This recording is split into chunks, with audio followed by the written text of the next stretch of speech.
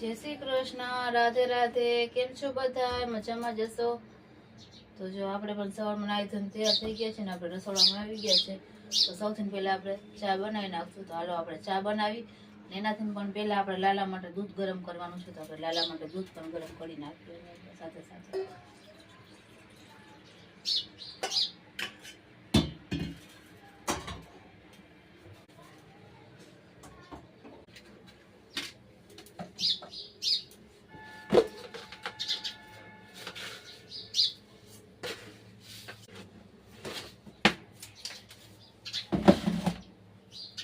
આપણે દૂધ ગરમ કરવા મૂકી દીધું છે.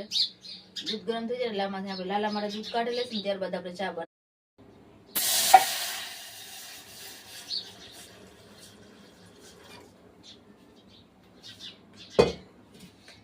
અહીંયા આપણો ચા થાય છે. આમાં આપણે ચટણી બનાવવાની છે આખા મરચાની. ચાની પણ તૈયાર થઈ ગઈ, ચટણી પણ આપણે હમણાં બનાવી નાખી ફટાફટ. ત્યારબાદ આપણે ખાલી ફુલવડા બનાવવાના રહેશે. તો છોકરાઓને આજે નાસ્તામાં ફુલવડા ખાવાના છે. એના માટે આપણી પાલક તો તૈયાર થઈ ગઈ છે. જો આપણે કમ્પ્લીટ કરી નાખીએ પાલક. આપણે પાલકના ને મરચાના ફુલવડા બનાવવાના છે. ચાલો ફટાફટ બનાવી નાખીએ આપણે. પેલા આમાં આપણે મરચા મૂકી દઈએ બાફવા. સાથે સાથે તેલ પણ ગરમ કરવા મૂકી દીધું છે. અને આપણે ચા આપણે ગાળી લઈએ જગમાં.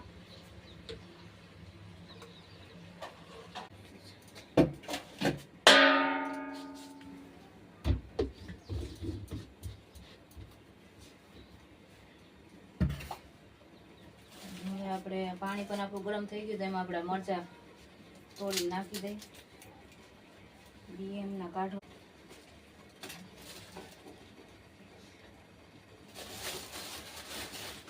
તમારા ડીટીયા કાપી નાખવાના.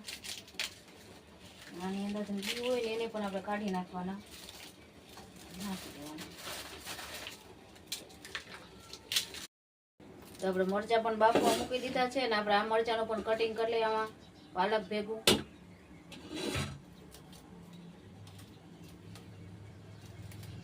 તેલ પણ સરસ મજાનું ગરમ થઈ ગયું છે. અને આપણે મરચા પણ બફાઈ ગયા છે. અને આપણે ફુલવડી માટે બેટર પણ તૈયાર કરી લીધું છે. તો આપણે ફટાફટ ફુલવડી બનાવી નાખીએ.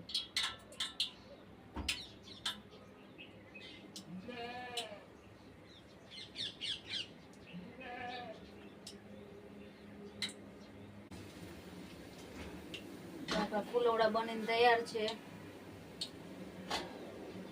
તો આપણે બધા આવી રીતે તળી લેવાના છે.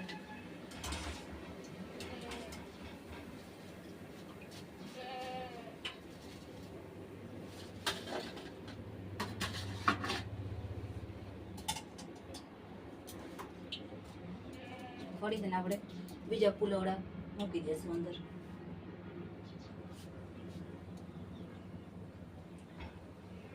ફુલવડા માંડ્યા તળાવવા પાછળ.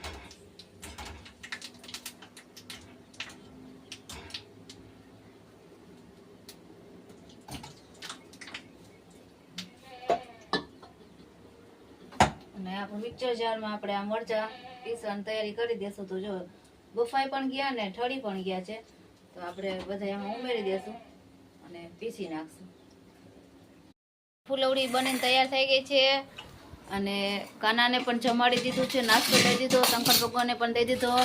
અને શ્રુતિ બેસી ગઈ છે નાસ્તો કરવા. અને શ્રુતિના પપ્પા બેસી ગયા છે.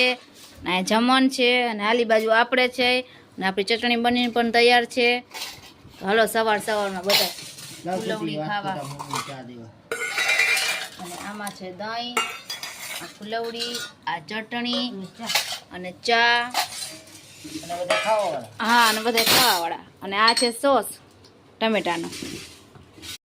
તો જો સવારમાં બધા નાહી ધોઈને તૈયાર થઈ ગયા છે. અને સિરાવા પણ બેસી ગયા. નાસ્તો પણ આપણો બની ગયો છે. તો હાલો બધા હવે આપણે સિરાવી લઈએ. જો નાસ્તો કરવાનું ચાલુ કરી દીધો. એ દહીં અને ભજીયા ખાઈ છે. અને અહીંયા આપણે જમનભાઈ એને સોસ ને ભજીયા ખાવા છે. જાનું ચા ને ભજીયા ખાશે. આપણે પેલા ચા પીસી ત્યારબાદ આપણે નક્કી કરશે કે શું આપણે ખાવાનું થાય છે. કા શેને દવા પીવો? તો એને દવા પીવાની હતી, દવા પીવે. હમણાં તો ઘરમાં દવા જ નથી ખૂટતી. દવા જ આવી ગઈ છે. કા